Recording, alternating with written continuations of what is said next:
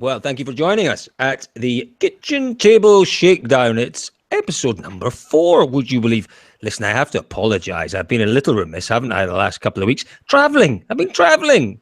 That's not much of an excuse, is it? Here's the promise. The promise is we will do a kitchen table every week from now on. Now, the occasionally might just be my thoughts, but clearly, it's way more interesting, way more entertaining when A, we have guests, and B, we have my fellow pundits. And I'd have to say, fabulous guest this evening. And we have, all the way once again from Scotland, George Donaldson at his own kitchen table. Georgie D, a very good evening to you. Good evening, Colin. I'm back home. I've given up my flat in Aberdeen and I'm driving up and down the 70 short miles up and down every day, trying to avoid all the speed cameras because apparently it's so dangerous they've got to put a speed camera every 20 metres. It's outrageous. It is outrageous. And we've got a man with us this evening that will be caught by probably every single one of those speed cameras. Georgie, by the way, I love your kitchen and I do know that you did it yourself. What a job. And obviously George is with us, but Steve Jones is with us again from deepest, darkest Wales. Whereabouts in Wales are you, Stevie? No idea. Mid-Wales, Colin, about 5 or 6 miles from the end of Dyfnant. How far are you from that funny place called, is it, what's it called? Dolgellau? Dolgellau is about 45 minutes the way I drive. Well, there you go, 45 minutes away from Dolgellau. Now, who's the most famous son of Dolgellau? A lot of people might say it's Mr. Evans Sr. I would say now it's very much our guest this evening. It is Elfyn Evans. Elfyn, a very good evening to you. Good evening. How's it going? Yes, very well, very well. But listen, Elfyn, not as good as you, dear boy. Not as good as you. You must be, I think, as George Donaldson said earlier on top of the world. Yeah, it seems like a long time since Argentina now, to be fair. Obviously, a lot's been going on, a bit of testing, and we're in full mode for Portugal now. So definitely we've, obviously not forgotten about it, but let's say moved on and focused on to the next thing. Well, you can move on with confidence now, though, Elfyn, because the performance in Argentina was one of class and quality and assuredness, which really to me said that you'd discovered a confidence, you discovered a self-belief, which perhaps sets you up, I think, for the potential to be right there or thereabouts on every gravel rally from here on into the end of the year. Do you feel that your approach to this rally is different because of the result that you got in Argentina and the confidence you found in Argentina? Not massively, I don't think. I think the year, so far had been difficult, but reading between the lines, there were a lot of positives. So, we were waiting for the rally where we could be consistent over, let's say, the whole event. And I think Argentina was that first event where we could do that. I think every event so far up until that point, there was bits that didn't suit us or we had issues for whatever reason. But Argentina, everything sort of, although we had our own issues like everybody else, but, it was an event where we could be competitive from start to finish. And, that felt good. And hopefully there'll be a few more of those now moving forward. Yeah, we've seen pace from you in the past, Elfyn. We saw pace from you at the start of the year in Monte Carlo. We've seen it on, in particular, tarmac in the past. Rally Germany has been very good to you. If we go back 2 years, Rally Argentina was good to you. It was your first podium. But there was something different. There was consistent pace. And, a lot of people were saying, it's the tyres, it's the tyres. Absolute tosh. Apologies. Are you picking up that strange noise as I ping the strings on my on my little arm? Are you picking that up, everyone, or not? Yes. Sounds like I've got a guitar here, doesn't it? George, can you hear that? Yes, I did hear it. It's gone now. I'm apologising. Sorry, Elfyn. I'm going to keep my hands away from these. They're like spring things. Very strange indeed. In Argentina, Elfyn, it was for me. Yes, the tyres were good. No question about that. The tyres were good and they worked well for you. But by lunchtime on Saturday, you were very nearly 0.4 of a second per kilometre quicker than everyone else. Now, that's not purely down to tyres. That's a combination. That's a package. And that is you driving exceptionally well. Yeah, I think, like I said, it was everything coming together. Obviously, the event suited the tyre package, and I was feeling sort of fairly comfortable in the car as well. And it's obviously a combination of everything coming together, and working well at the time. So yeah, it was a nice position to be in, let's say. Well, it puts you in a really nice position. Now, Georgie Donaldson, you were watching from afar. What did you make of Elfyn's performance in Argentina? Well, I mean, Colin, as you say, everything came together, and I know, Elfyn, for you, it was an incredible experience, an incredible moment in your career. But it's all building blocks. You have worked really, really hard. You have built event on event, year on year, and it just is. Has it reached that magical threshold where everything just came over the crest of that wave? Did it become easier on those 2 days? You have to tell me. I've got to know.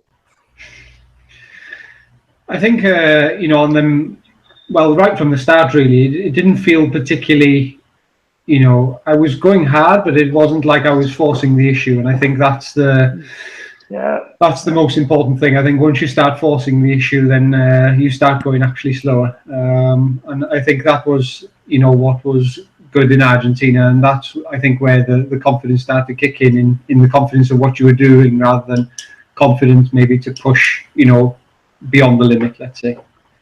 Yeah. Now, I've got another little question for you, if Colin will let me ask this, is, a young driver building up over the years like you, so many people investing in you, so much advice. I remember saying to you many years ago, remember, Elfyn, you've got 2 years.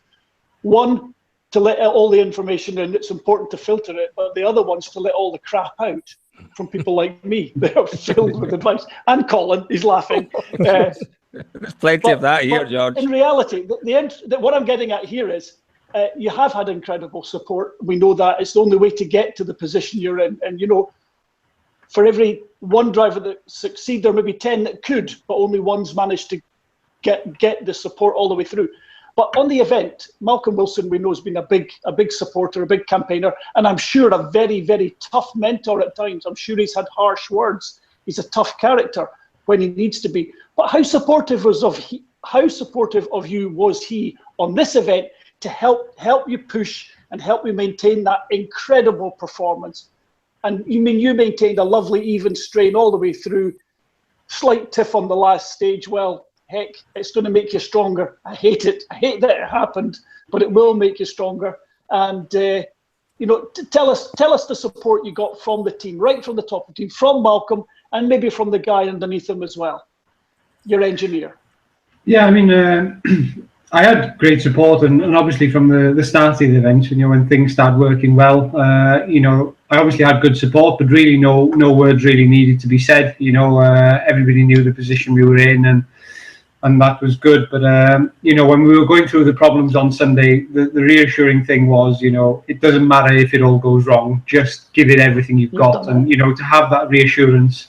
From the top is exactly what you have to have in that situation, where you're doubting, when you have problems with brakes like we did, things could go wrong, but just to have that reassurance, just go and do whatever you can, throw everything at it, and that's what we did. And it wasn't quite enough, but it was close nonetheless. It was exceptionally close. It really was. And as I say, it really is, as George said, it's just another one of those building blocks. And I think George and I both kind of nodded in agreement at that statement you made there, Elfyn, when you said, I found a pace that I was comfortable at. That is such an important thing to say, that you're comfortable at that pace. And it's a rally winning pace. There's no question about that. And what we saw, I think, in the final stage, we saw that 100 and maybe 1%, which at that first split was just, it was sensational. It was absolutely sensational. And you're always on the edge when you're pushing to that limit. But it does bode well for the rest of the year. Now, we are talking clearly about Rally Portugal. The weather conditions look good. They look really good for the week. Okay, they've not been great for the previous week, but for this week, it looks dry, it looks warm, it looks, on the face of it, potentially to be another good rally, Elfyn, for the Dmack, Elfyn Evans, Malcolm Wilson, M Sport combination.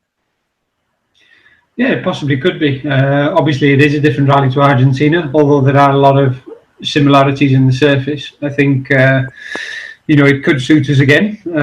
But really, we have to wait and see. I think, we saw last year the temperature was quite high and quite a few people had to go and use the hard, which is a little bit of a new territory for us. We haven't really done a lot of mileage on it. So, let's see what the temperatures are this weekend and see, where we are when we maybe have to start introducing the hard. We'll have to wait and see. Well, I'd have to say the temperature, from what I've seen, George, you're the weather guru, but from what I'm seeing, the temperature is not going to go any higher than we had in Argentina. 22, possibly 23 degrees come Sunday.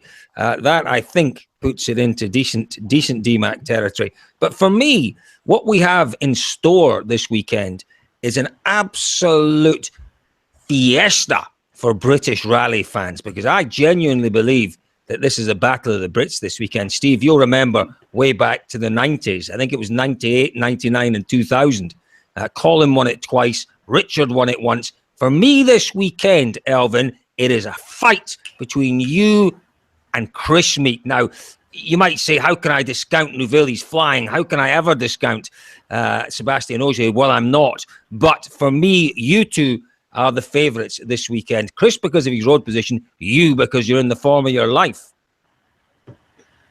Let's wait and see. I'm not going to sit and make any predictions. All I can concentrate on is doing the best job I can do. I don't know where that's going to put us, but, we'll give it everything we've got. Fabulous. Steve, have you got a question for Elfyn? Absolutely. And just a word of encouragement. But by the way, Sid my Elfyn. Do you know? Good, thank you.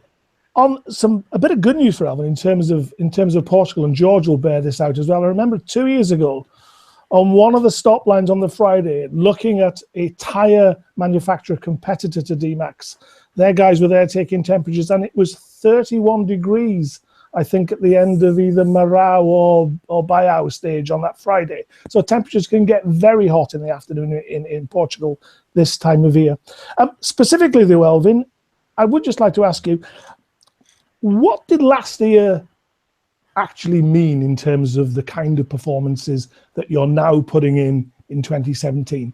That year where you stepped back, where you competed in most rounds of WRC2, but obviously you won the British Rally Championship quite convincingly.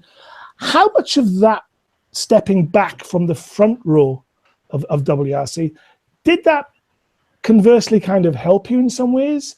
Or, clearly you've got a new co-driver as well. This year, Dan Barrett's back with you. But what did 2016 do? How did that translate into the performances we're now seeing? I think it's a positive and a negative mixture for me. I think, in terms of competitive driving, it probably didn't do a lot of favours, because there's nothing like competing at the cutting edge, of WRC. But in terms of maybe the outlook,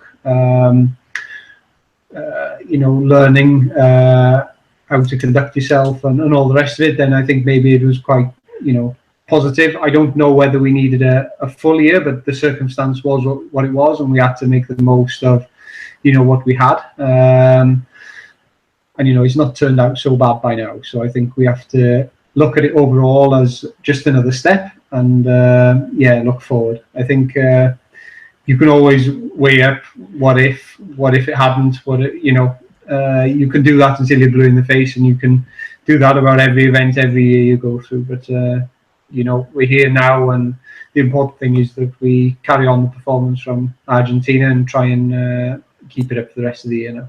Yeah, Elfyn, I'd have to say, you gave us one of the quotes of the year at the end of last year in the British Rally Championship. It was the awards dinner, and you obviously were there. Thank you for turning up. One or two didn't, but you were there, and you got up to receive your prize as British Rally Champion. First thing you said was, I think everyone knows we didn't want to be here this year. It was a fabulous quote. I think it was slightly taken out of context by a few people, but most of us knew exactly what you meant. You didn't want to be in the British Rally Championship last year, but as you've said, you learn from everything. And this year, and you said it as well there, Elfyn, you can't look back. And I think last year's experiences have helped you, on the face of it certainly, to adopt that attitude. Had you been looking back, as you say, in Argentina, you'd have spent your whole time wondering where that minute and a bit lead had gone to. And that's not positive. That doesn't give you the energy to keep fighting. There was a very different attitude. The easiest thing would have been to say, well, this is terrible. I've lost this 50, 60 seconds nearly. And to think about it too much. But you didn't dwell on it. You just stuck at the task in hand. And I think, there was no benefit particularly in terms of driving last year. But in terms of attitude, I think that is perhaps where you had the biggest learning from last year.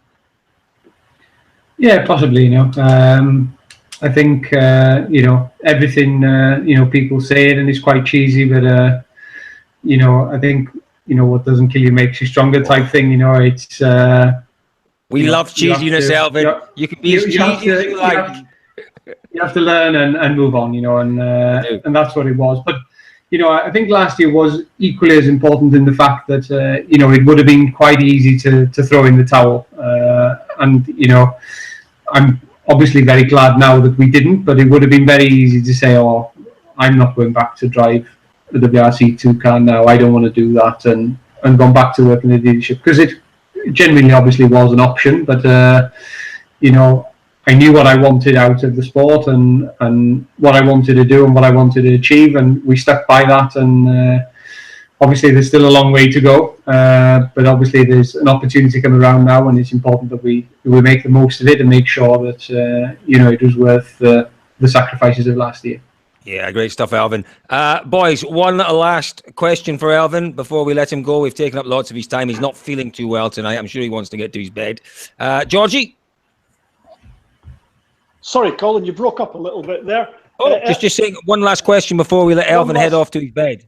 Elfyn, I just want you to go out and enjoy yourself in Portugal again, mate. Just go out, do what you can, and it'll come to you. I'm sure of it. Let's hope the tyres are in the right place. Your tyre engineer, Mr. Bravio, genius. He was a young engineer in Pirelli developing the asymmetric tyre for Carlos Sainz back in 1991, 92, wow. 92, I think, in Portugal, when we got our first real performance break on the Michelins and Lancia. It was the big fight between Lancia and Toyota, 91, 92. The big break came for Pirelli in Portugal in 91 or 92, so probably 25 years ago. You tell Bravio that we remember that, and you expect the same this year. Yeah, he's a great guy. He's still working as hard as ever. So it's been great working with him. Please give him my best regards. He is a guy, and a lot of people work hard at stop lines, but I've never seen anyone working so hard, and he's been working like that for the last 18 months. He comes to practically every stop line, and you can almost see the cogs in his brain turning. It is quite phenomenal. He's checking every tyre temperature, checking tyre wear. You can see how hard he works. He's some boy, he really is. Stevie, a last question for Elfyn. Not really a question. An observation. Just an observation, basically. You took, I think, the most consecutive stage wins in WRC this year in Argentina, 6 on the trot. Whatever you're doing, Elfyn, keep doing it. You're doing well, mate. Cheers, thank you. Yeah, nice one, Elfyn Evans. Listen, I've got you down for 2 wins before the end of the year, Elfyn, so no pressure, mate. No pressure, cheers. I've got reasonable odds on that, by the way, from Mads Osberg's betting firm. But I'll buy you a beer if it comes off. That you could get into dangerous territory there, can you not? Well, apparently so. Scandals and all that. Oh, yeah, apparently you can do, but it's all dangerous territory. There's betting nonsense, isn't it? But there we are. Elfyn Evans, it's been an absolute delight watching you, particularly this year and in Argentina. We very, very much look forward to watching you in Portugal, and we will be waving those British and Welsh flags vigorously and hoping for a win for either yourself or for Chris. Clearly, we prefer to see you winning, Elfyn Evans. Thank you very much for joining us this evening, Elfyn. Cheers, thank you. Thanks, mate. See you again.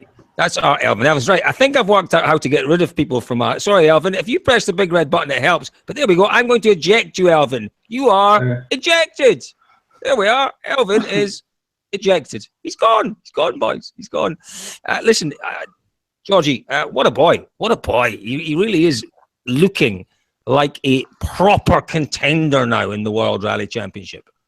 It's just all come good, Colin. It's building blocks. We've talked about this so often, and we know we've talked to the fans on the radio all the time about it, but it is just building blocks. It's you get back what you put in. Elfyn, he works hard, he works diligently, he absorbs pressure, he wears it on his sleeve. You can see when he's suffering. He's not good at disguising. I don't think he even tries to.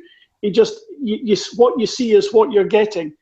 It's not been easy. It's been really, really tough. He mentioned it there just off the cuff while I was nearly back in the dealership working. His career was nearly over. He nearly wasn't there. And he led a WRC event for all but the very last part of the last stage. My goodness me. Yeah.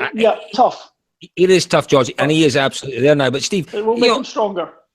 It totally will. It totally will. And when Tanak took his, took his win, he didn't. When he came so close to taking that win in Poland last year, it's a harsh thing to say, but at the time I thought, well, a bit of a one-off. It was an exceptional set of circumstances that allowed Tanak. We know Tanak's got pace. We know Tanak's got potential.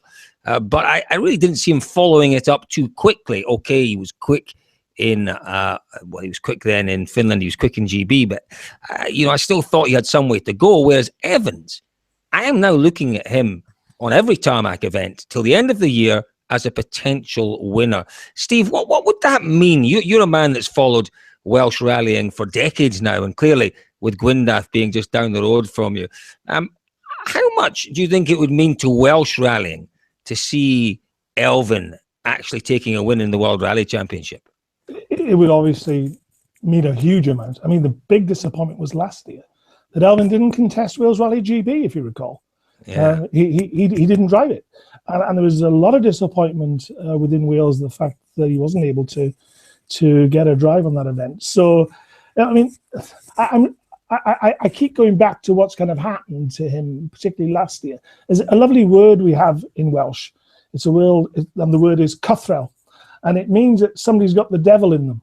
And if you look at Elfyn Evans in 2015 to Elfyn Evans in 2017, he's got the cythrel in him.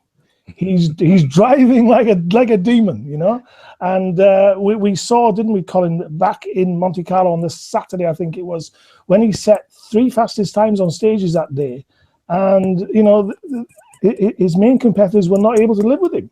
He was performing exceptionally well. And Argentina is another huge step forward to him, where he is now, he's always had respect, clearly, because he's been in the top 10 of drivers for quite a while, but he has huge global respect and identity now. I think he feels he belongs. Yes, I don't indeed, think really last time he was in the WRC, he was there for 2 years, but I don't think he felt he belonged. I think now he knows he belongs and he has the ability to compete with the best. But George, let's talk, because it is clearly Portugal this week. Let's talk about the other contenders. Thierry Neuville, George, and that Hyundai package looking very, very strong indeed. But I think we kind of have to caveat it. For me, Neuville is he's on the edge. He's on the ragged edge. Right now it's paying off. But in Monte Carlo and at Sweden, it didn't pay off. Can he continue at that sort of pace in Portugal? Well, yes, he can, because when everything is going right for you, you've just as a driver, that tiny precipice that we see, the precipice of performance where drivers are so close to the edge, almost every corner. When you're just in the right place and you're at one with the car and you really understand and you can really feel what's going on and you're relaxed and it's coming to you, as Elfyn said, it's easy. That precipice becomes a broad plateau. Right. They're able to drive around the edge, and although we see them on the edge, they felt actually no, I still had another 3 millimeters there. For them it's like 3 meters because they're so comfortable and they're so confident. But it is, in reality, it's a puff of wind away from disaster. A puff of wind at the wrong time, and the car would go over the edge. But they're so at one with it, and it just becomes natural. It's difficult to explain that. One day I'll really try to explain myself when I talk about this, because it is a very special place that a driver gets to. Thierry's there right now, and we've seen Sebastian Ogier there, and it just all comes good now. Seb's not having the best year of his career ever, but he's showing great grit and determination, really fabulous grit and determination, and it'll come back to him. The car will come to him, and he'll end up on that wide plateau, knife edge, and he'll just make these incredible performances. We're in for a heck of a year. It's a fabulous analogy, Georgie. You've summed up beautifully. You really have that what we see as a knife edge, they see as this broad plateau. I totally get what you're saying, George. But you're quite right. Is that as good as my analogy about the tentacles of perception? Yeah, nearly as good as that. Not quite as good as that. That was. Another time. We are now 4 podcasts long, and it's taken 4 podcasts for George to mention that. But it's brilliant, George. Brilliant. But it is worth mentioning. You're quite right, Stevie. It has taken 4, but it's astonishing. It's taken 4 to get there. I've taken some flack for that. Well, aye, but Georgie, that was a great line, and they keep coming. But listen, we are looking at Neuville now as very much a title contender. Yes, he's third in the championship. He's still got Latvala in front of him. Things seem to be getting a little more tricky for Latvala, as perhaps the true positioning of all of the cars in terms of their performance begins to become more obvious. It looks to me, George, as if Latvala is struggling a little, and it could well be, and it probably will be, Neuville that becomes the biggest threat to Sébastien Ogier. I think you're very possibly right. Now we'll see 2 things here. We'll see, have the Toyota team managed to create a broad enough technical base inside their team to deal with these challenges as the car and the championship matures and they need to lift the bar, lift the game, or are they just still running to catch up? It's a very, very young team. If they were doing performances like they did in Argentina at the beginning of the year, or even now at this point in the year, you'd say, fine, it's their first year. They've not even tested the car a year now. Only a year ago it first turned a wheel. Very, very short development period. Far too short, I felt. I felt they should have been starting at the middle of this year, not the beginning. But there's a knock-on effect. What did they spend in terms of a resource and energy to get the car there? And they're basically now running to catch up. And it's difficult. They don't have the maturity of a team. Now, the team is quite clearly brilliant. It's done an amazing job. And I'm not belittling the team in any way. But they haven't got the depth of experience as a unit, as individuals they might. And undoubtedly they do, because they've got to where they've got to. But a maturity of an operation to be able to lift the game up. And the other point is, most importantly, is Jari-Matti Latvala. A great job at the beginning of the year, jumped into that car, and we know he turned the car around. It wasn't brilliant in testing. He turned it around with his knowledge. A lot of it undoubtedly would have come from his experience at Volkswagen. Has he got anything left in his book? His little book of tricks. Can he bring more to it? I mean, there's no driver is the cleverest human being in the world. Let's make no mistake. The thing that makes cars go fast initially is engineers, not drivers. Drivers are only the last. They're the hammer that knocks the nail in. But the nail's really big and the hammer's really small in terms of the whole network of everything. So the reality is, has he got some more tricks in the book? Can he dig deep?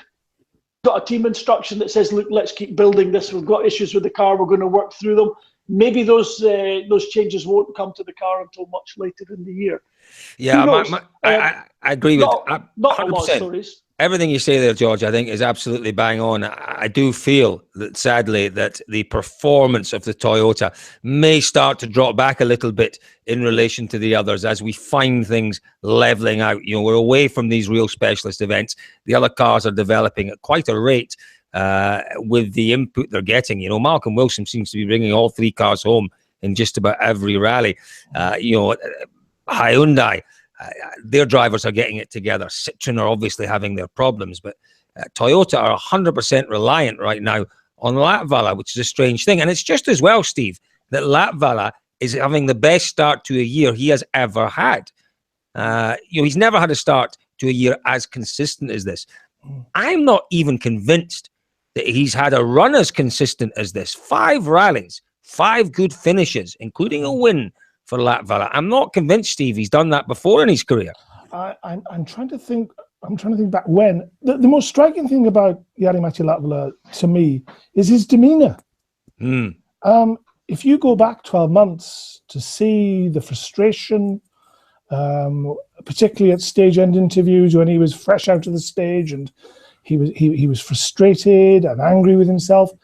We just don't see that this year, and that's so good to see, because he's clearly just concentrating on the job in hand. Yeah, you don't even have to go back 12 months, Steve. It was really from the middle of last year till the end of last year. He was a beaten man in Australia. He was out of a job as far as all of us were concerned. There's no way that someone who was driving as badly as that was going to get a 2 or 3 year deal at Toyota.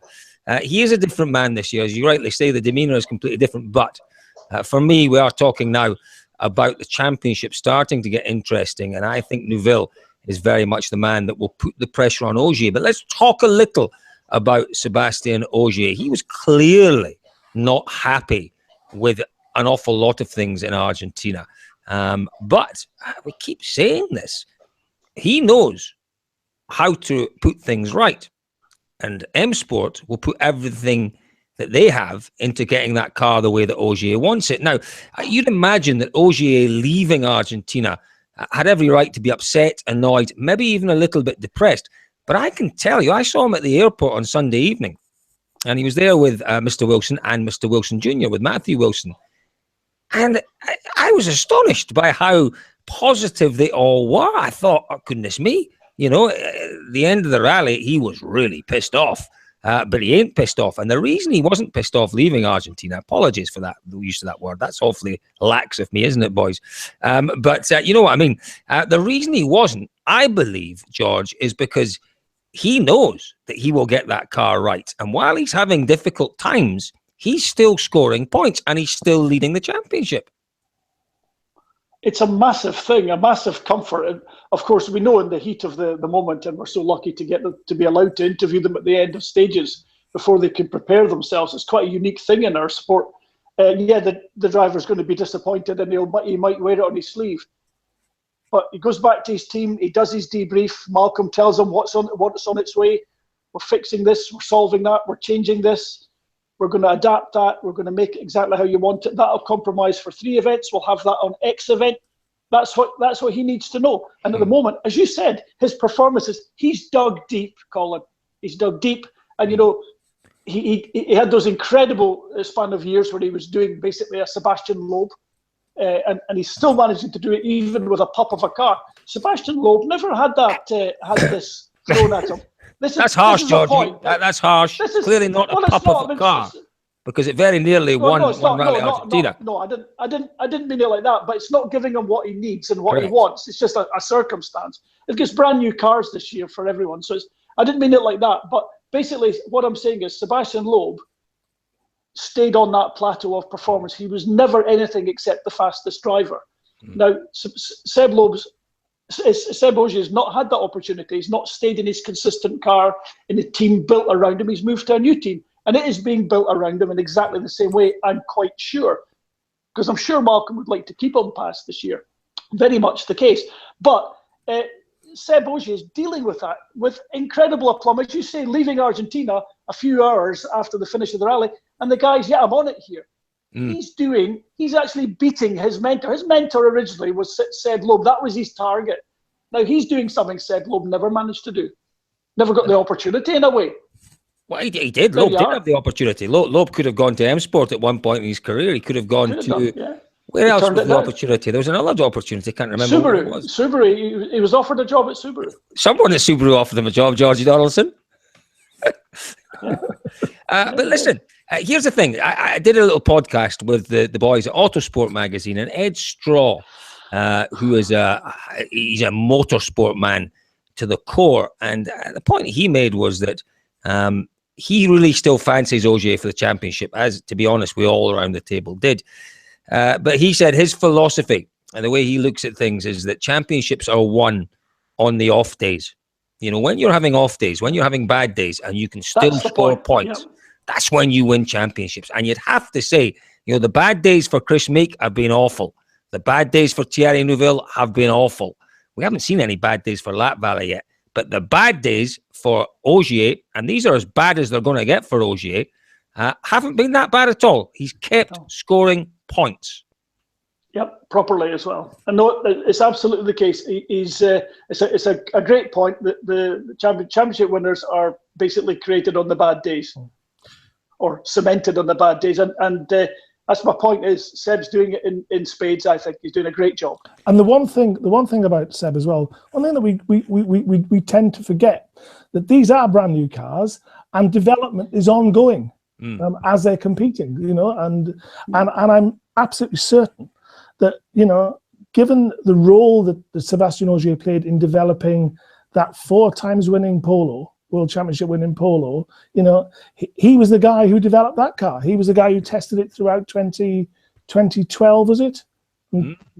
Yeah, 2012 was the first. 2013 it came in, I think. Yeah, 13 was the first year. 12 they developed it. Yeah, but the whole of the development was principally done by Sébastien Ogier, and I think that a little piece of Malcolm Wilson's mind in getting his signature on the contract was that in mind. Yes, we know he's a world champion. He's won it 4 times. We know what he can do on rallies, but in terms of development, he's also the master as well, and I'm sure that played a part in M Sport's decision making.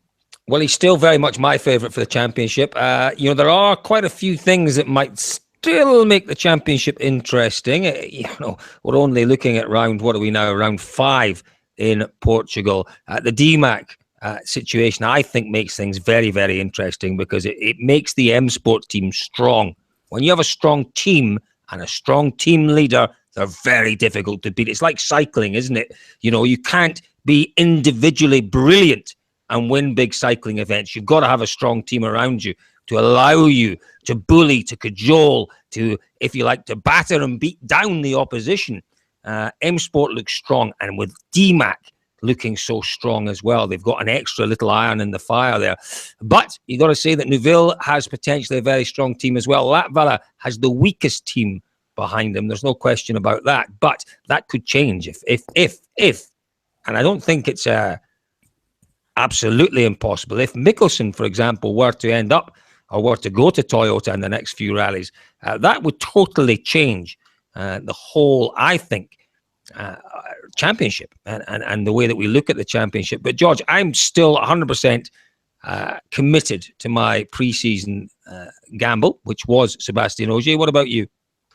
You'd be a fool to back anyone except Sébastien Ogier just based on his overall performance, his stoicism, his ability to now, you know, produce results on those off days, as we said. Yeah, it has to be Seb Ogier for me. Stevie, what do you reckon? Yeah, I mean, who would go out and bet against it? I mean, I haven't looked at any betting odds on Sébastien, but I'm assuming he's still favourite to win. But there is a huge unpredictability about this year. I mean, I can't remember a year like it. It is hugely unpredictable, and who knows? You know, who knows? The one thing I will say about Thierry Neuville was following Argentina was the one difference that I think about him was there was a ruthlessness about him. You know, he relentlessly chased Elfyn down over the course of the Saturday and clearly on the Sunday as well. But there was a ruthlessness about Neuville's drive that day, and I think that is a big difference now for him. You know, he's not just a very fast driver; he's a ruthless fast driver, and that's a recipe for success. Yeah, for sure, it's a recipe for success. But listen, boys, we've talked a lot this evening about Dmack. Now, we've had one Dmack guest already this evening. Now, earlier on this afternoon, gentlemen, I had the opportunity to talk with Dick Cormack. George, the Dmack story is quite an unbelievable story, isn't it? From nothing to potentially rally winners, you'd have to say almost odds-on rally winners, within the space of 7 years. It's almost unprecedented, George. Well, I think it is unprecedented, Colin. That's the bottom line. It's totally unprecedented. And I've seen your interview already with Dick that our listeners are about to see.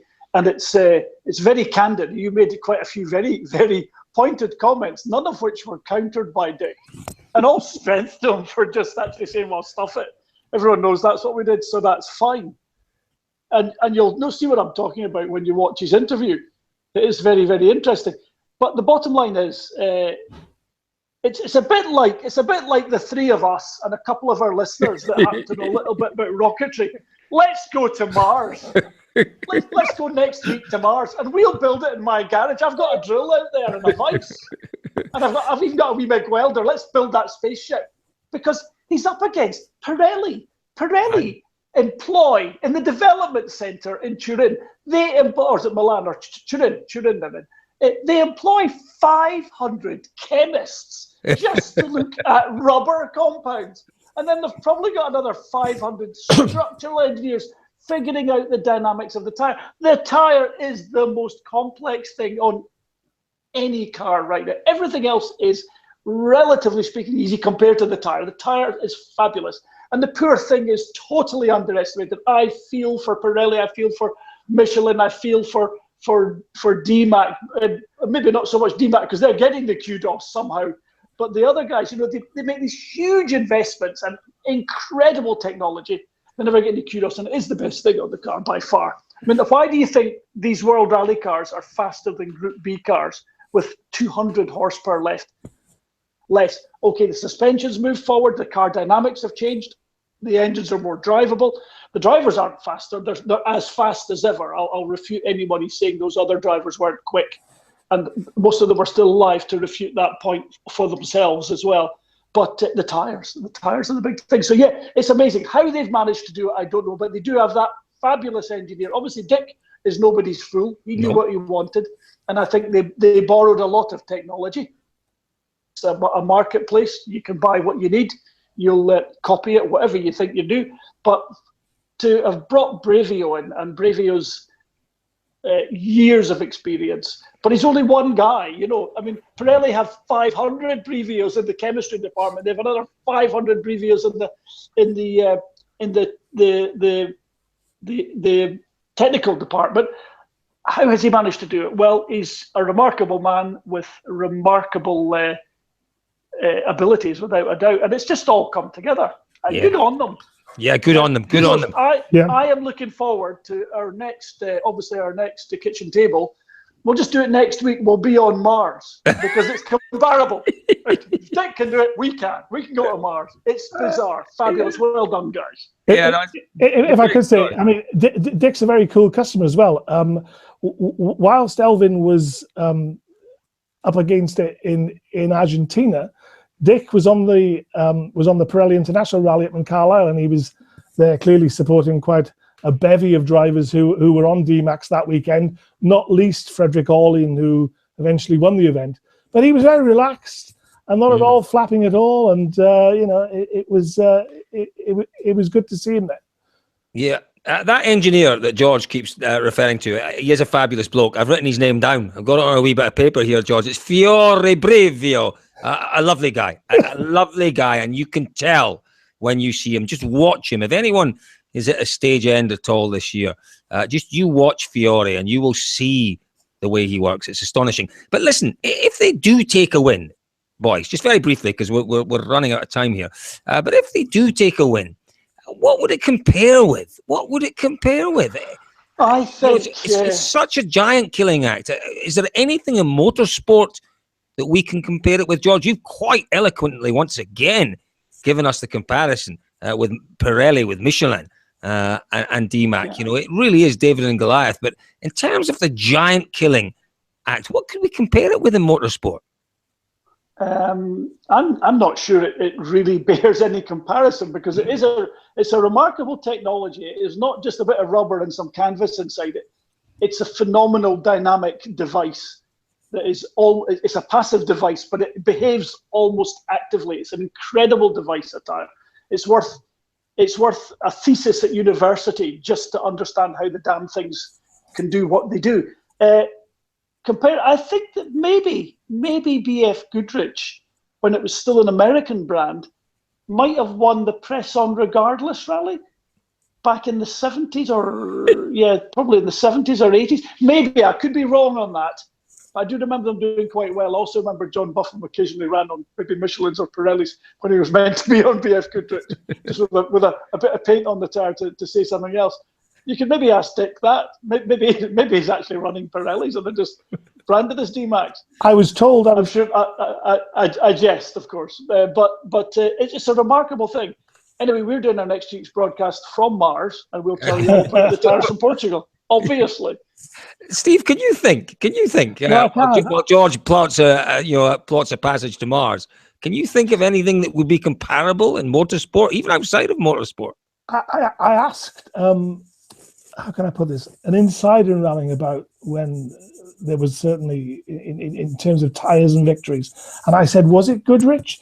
To which I was told, well, Goodrich is owned by Michelin. Now, I don't know whether that's true or not, but I think it is. Yeah, so, No. So I genuinely can't think. The one interesting thing about this is the kind of, I think David Evans ran a story last week speculating a bit about the possibility of Mads Osberg turning to Dmax as an option after Sardinia. I don't know whether you think it's a no-brainer. I think it's an absolute no-brainer that Mads Osberg should go into Dmax. They're clearly in the right circumstances. And when I say that, we're not really, we're only talking extreme heat where they won't work. Every other gravel rally, they will work. For me, it's a no-brainer that Osberg goes on to them. Oh. We'll see what happens. Just as we come into summer to all the hot rallies. Good plan. Yeah, but George, there is that. But we're talking extreme heat. We're talking extreme heat. What we're hearing from Dmack, and we will hear very shortly from Dick Cormack, but what we're hearing is that their hard compound tyre is also one that they're very, very excited about. So we'll see that hard compound maybe this week in Portugal, although I think more than likely we'll see it when we go to Sardinia. But for me, I'm trying... Who was that golfer? Remember that young golfer, Justin Rose? Remember when he was an amateur? Was it Birkdale? He was 17 years old, and he very nearly won the Open.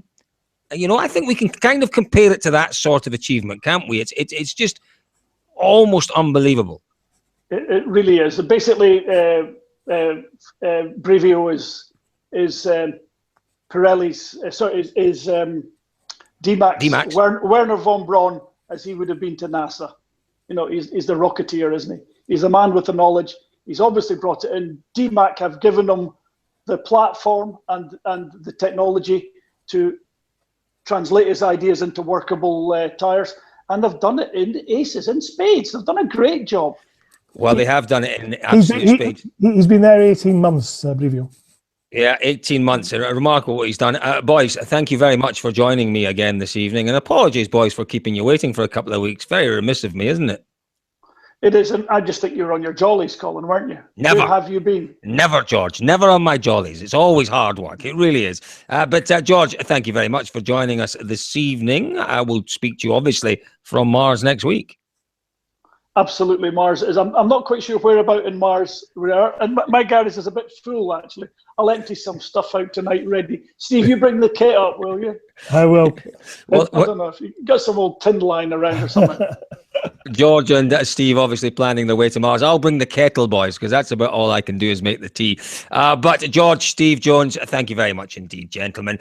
But we do have, as I mentioned earlier on, as we've mentioned a couple of times, one more interview to play out this evening, and it is with Dick Cormack. I think a lot of you will be surprised to know that there actually is someone behind Dmack. Dmack is Dick Cormack, effectively, and doesn't do too many interviews, but this one that I did with him earlier this afternoon was, I think, particularly enlightening. Thanks for joining us again. Enjoy this interview with Dick Cormack. Well, we're very fortunate this evening to be joined by the man who puts the Mack into Dmack. In fact, he puts the D into Dmack as well. It is Dick Cormack. Dick, fantastic to have you with us this evening. Good to see you looking so well. Thanks a lot, Colin. Yeah, it's nice to be here. Nice to have a chat. Yeah, as I say, I think a lot of our viewers, a lot of our listeners clearly will have heard of Dmack because you're doing some quite remarkable things, particularly in the World Rally Championship. But Dmack is a person, and it's you. Tell us a little bit about yourself, Dick. You're a man that is immersed in the tyre industry. Tell us about your early days in the tyre industry. Well, I started off in the motorsport industry when I was 18 years old. Actually, I went and worked for Mike Little Preparations, building rally cars, a long time ago. And I worked with all sorts of different drivers, but more on a mechanical side, and then as an engineer later on. And then in 1994, I joined Pirelli, and I worked with Pirelli all the way through until sort of the end of 2007. So I was there in the days when obviously, Colin and Alistair were rallying, and Colin was champion on Pirellis in 1995, and Alistair McRae was also British Rally champion in 1995 on Pirelli. So I had some fantastic times in Pirelli, and worked completely on the motorsport side of things. So obviously got a lot of experience on the tyre side from all of those years with Pirelli. And what made you, Dick? You obviously had some success, as you mentioned there, with Pirelli in terms of rallying in particular. But it's a long way from working for one of the biggest tyre manufacturers in the world, one of the most, if you like, iconic motorsport suppliers in the world, to actually taking the leap and going and setting up your own company. How did that come about? Well, I decided to leave Pirelli in sort of end of 2007 or during 2008, and it was sort of it was a move because I didn't want to relocate, and it was one of them sort of life-changing times where you think, well, what am I going to do for the rest of my life? And you think, well, actually, you should do what you're good at and what you know most about. Even though you try to find something else, it's difficult. And you always come back to what you know best. So I decided at that point, to actually just try and set up our own manufacturing tires and our own brand. And I went out to China in sort of the beginning of 2009, and just established a relationship with a Chinese tire manufacturer, which was called Yongtai. And we started from there. Literally drew down my pension from Pirelli of £85,000, and that's what we started the business on. Wow, that's quite some story. And was it always the intention, Dick? Was it always to concentrate on the motorsport side of it? Clearly, you said you do what you're good at, and that's where your pedigree is. Was it always to be a supplier in terms of motorsport tires? Yeah, originally, we started off because you could see there was going to be a gap in the market for this historic rallying that was just becoming sort of big again around that time. So the initial thoughts were to start, with the little 13-inch tires for the Mark II Escorts and things like that, and that's what I did do. About 4 sizes, and then the business grew from there. So during 2009 and 2010, we sort of started to build the range, and it was purely motorsport. There was never even a thought of doing any commercial tires because it's such a difficult market, and I knew the motorsport game myself very well, and then that led obviously into the supply of the WRC tires. Yeah, and that, my goodness me, I mean, talk about a David and Goliath situation. You don't do things, Dick, by half measures, do you? We saw you. There's no lack of ambition there, that's for sure. You were only in the championship for a year or two before you actually then got into the WRC side of things with your own team. I mean, that's an enormous leap once again. It's one huge leap from Pirelli to historics, and then another into the WRC. It was, there was a story there really about the WRC because obviously Pirelli had decided to move out of the World Rally Championship as a control tyre, and the FIA were going to open it up to various tyre companies. So I decided that at the time it was such a golden opportunity, and it was a massive risk, obviously. So I put a full presentation together, and I submitted it to the FIA on the very last day that the tenders had to be in 10 minutes before the tender process was finished, and I didn't tell a single soul that I'd done it. And then I got an email back about 2 days later from the FIA to say, "Can you come to Paris?" So I was actually in China at the time, so I jumped on the plane, flew to China, and went to the FIA's offices on the Concorde de Paris, and sort of had an interview, if you like, with Jack Berger and some of the other FIA representatives, because obviously, you know, they didn't have a clue who Dmack was at that particular point, other than we knew that we were making a few motorsport tyres. So, you know, I had to give them the reassurances that we could actually do the job, and at which point, obviously, I knew that. Then they told me that Michelin had tendered, and you know, hats off to the FIA. You know, they took a big leap of faith in actually giving us the sort of supply agreement. Yeah, and it's gone on at a tremendous pace from then, really, hasn't it? I think it's fair to say, Dick, that in the early days, as I understood it anyway, you know, you were more or less copying the other tyres, weren't you? You were buying tyres from other suppliers, you were tearing them apart, and you were having them made to your spec, if you like, in China.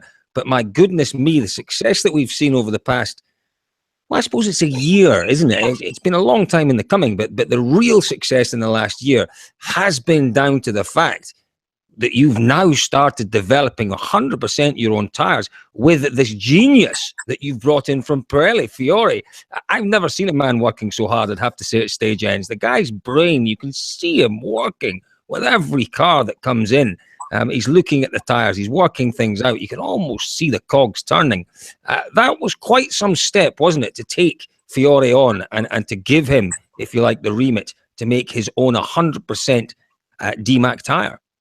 Yes, I mean, it was. I mean, obviously, I knew Fiore from the Pirelli days, and you know, I'd worked closely with him all of those years ago. And you know, we had to go through the process of developing the product, developing the brand. You know, because quite frankly, nobody apart from the Chinese would have been crazy enough to take us on at that particular point. So we had to build our reputation over a number of years in order for us to be able to move our production from China to the UK and you know, established our manufacturing base in the UK with Cooper. And at that point, that was the exact right moment to bring Fiore on, because we knew that we would be in a position to develop our own products completely. And that was obviously a big game changer in the whole process of the development of the product. Talk to us, Dick, about Poland last year. Oh, my goodness me. I mean, we were all writing one of the biggest giant killing acts. Really, it was a David and Goliath, wasn't it? It looked as if you were going to take that win there. Talk to me about that Sunday morning and that puncture for Ott Tanak. You know, it must have knocked you back a little bit. Oh, for sure. I mean, it was you know, an emotional moment. You know, it was in your hands, and then to be taken away from you because of the puncture was obviously a massive disappointment for us and for Ott as well. You know, because he put such a fantastic effort in. So, but yeah, I mean, you just have to come out of it stronger. You know, we knew that we could do it, and you know, it was a game-changing moment. And then to go on, you know, to the next event and be very competitive in Finland, and you know, and then almost getting it again in GB was you know, was very special. But I, you know, I have to say, Dick, I feel that things are different 12 months on. That, you know, at the time, yeah, you're quite right. You did move from Poland, and there was a good performance in Finland, but I didn't feel you were going to win there. I didn't feel you were going to win in GB.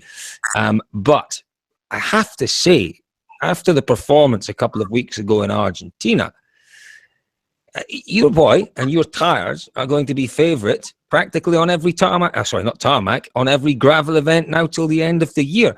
There's been another step forward this year with that tarmac tyre that isn't quite so specifically good. It seems to be generally good. Mm-hmm. No, I mean we gave it a lot of thought. Obviously, you look at the weak points that we had last year. I mean, we lost 2 rallies because we had punctures, so we concentrated on developing the run flat side of the construction of the tyre this year. So basically, if you have a puncture, which you can never stop, it allows your driver to at least carry on at a reasonable speed to the end of the stage. And then we were quite smart with what we did in terms of the jokers. We thought about the compounds that we were going to use during these gravel events, and then so I think the tyre choices that we've got are quite good this year. You know what? I don't profess to understand tyres because they are just so blooming complicated. But we went into Argentina, Dick, and we're talking to your boys about the tyres, and apparently last year's soft gravel tyre was softer than the Michelin tyre, and therefore perhaps had a little less endurance in it. We were told before Argentina that your soft gravel tyre was a little bit harder than the Michelin tyre, and therefore it might not work quite so well on the softer gravel in the colder conditions. So we all went out on Friday morning in Argentina thinking, well, Elfyn might struggle. It's 3 degrees here. It's very sandy on the first pass. And he absolutely blitzed it. You can understand why we get confused, Dick. No, I mean, obviously the tyres are for specific type of conditions, and you're absolutely right. I mean, last year we went for a super soft tyre, and our hard was almost on the level of our soft this year. So on some of the rallies, when we were going well, we were using our hard tyre, and everybody was looking at us thinking, when the Michelins were on soft, we were on hard. So no, this year we did a lot of testing, I have to say, with M Sport, and we went for a much broader range of temperature for the soft tyre. So we know that we can go down to a relatively low temperature, but still use the soft at very high temperatures. Okay, if it gets really, really cold and there's a huge amount of rain, then we will we probably will not be as competitive. But we've obviously got our other soft tyre, which we might play for Rally GB later on in the year when those kind of conditions come into play. Yeah, you'd be very pleased then to see the forecast this week for Portugal, Dick. It looks fantastic. Yes, they've had quite a bit of rain the past week in Portugal, but it's sunshine all the way with some quite hot temperatures coming, or certainly warm temperatures coming. What about Elfyn Evans, though? Goodness me. Your tyre was a revelation in Argentina, but in equal measures, perhaps more so, Evans was a revelation. He showed remarkable pace. Your tyre wasn't, I don't think, 0.4 of a second quicker than the Michelin tyre, and that's where he was at lunchtime on Saturday. He was 0.4 of a second per kilometre up on the rest of them, which was astonishing, really. Combination of the two, you showed great faith in Elfyn Evans this year. Dick, loyalty's something that we don't always see in motorsport, but my goodness me, the loyalty you've showed Evans has paid off this year. Yeah, I mean, absolutely. Obviously we worked with him in the British Rally Championship, and we've worked with him in the past. A lot of people last year put our performances down to the fact that Tanak was driving the car, which obviously did contribute to it, but it was a combination of us, the tyres and the car and Oit.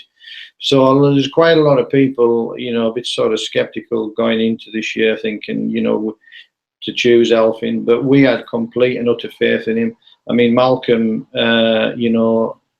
has absolute faith in him, which gave us a lot of confidence. And he's delivered the goods right from Monte Carlo, on the tarmac when we had the soft tarmac tyre. He put up with the fact that we weren't competitive on the Friday in Monte with our ice tyre. But on all the rallies, he's done fantastic performances, and to be so dominant in Argentina, like you say, it wasn't all down to the tyre. That's absolutely correct. It was incredible in my opinion, and total hats off to him. He's really, really matured as a driver, and he did exactly what Malcolm said he would do. So hats off to Malcolm. Well, he's put himself and Dmack Tyres now in a different position, hasn't he? I think even when we go to Sardinia, where it's going to be hot, when we go to Australia, where it's going to be hot, he's got to be right up there as one of the favourites for each of the gravel rallies that remain this year. I've got him down, Dick, for 2 wins this year. Is that overly optimistic? I think it's definitely achievable, without a doubt. I think he's got the right attitude. I think we're giving him the right product. Obviously, he's got the right car. So I think there's no stopping the boy at the moment. And do you know what, Dick? In his last year in the WRC, okay, he took that year out, as you say, where he was in the British Championship. In his last year in the WRC, I'd have said he was actually quicker on tarmac than he is on gravel. What can you tell us about the tarmac developments with the Dmack tyres? Are we going to see as competitive a Dmack tyre on tarmac?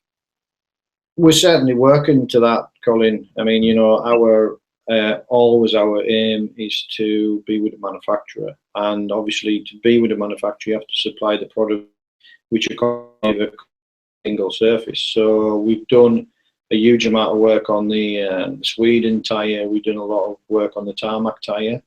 Unfortunately, we didn't get any testing on the hard tyre before we nominated the tyres with the FIA in January. So although we'd done a lot of testing on the soft, and we were obviously quite competitive on the soft with 3 fastest times in Monte, Corsica was a bit of a disappointment.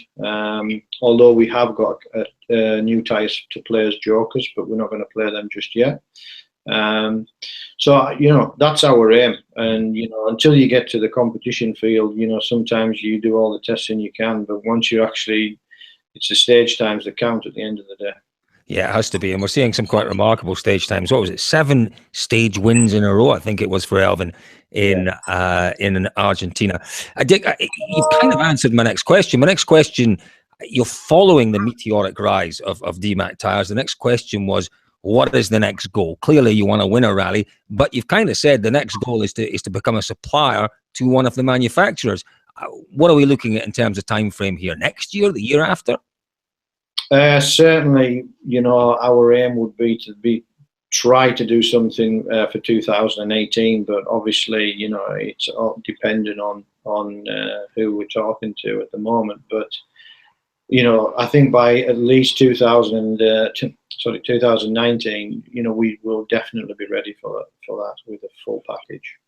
I can well imagine that you will have some inquiries from other potential WRC drivers, maybe even some other team drivers before the end of the year, because they're not tied in these days, are they? The teams and the drivers. You don't have to nominate one tire and stick to it for the year. That's right. And what you've shown in Argentina, yourself, Malcolm and Elfyn have shown, is that you've got the best package. So have you had any phone calls in the last week asking about tyres potentially for other drivers? We've had a couple. Obviously can't disclose that at the moment on here, but yeah, we have had some obviously keen interest in swapping products. Certainly on the gravel, it does allow the drivers more flexibility. Obviously, from a tyre company point of view, nobody likes to see drivers swapping from your tyres to another tyre. So there's some political issues as well, as you can imagine. Yeah, well, there's very little room for sentiment at this level in motorsport. You're in it to win it, as we've seen from you guys. Just one last question, Dick. We've talked a lot about the WRC and the so close to victory in WRC. That's not the case in championships around the world. You seem to be winning everything. How satisfying was it for you in particular to win the last round of the British Rally Championship? Well, as you can imagine, it was extremely satisfying, considering who the main sponsor is. But, it's great.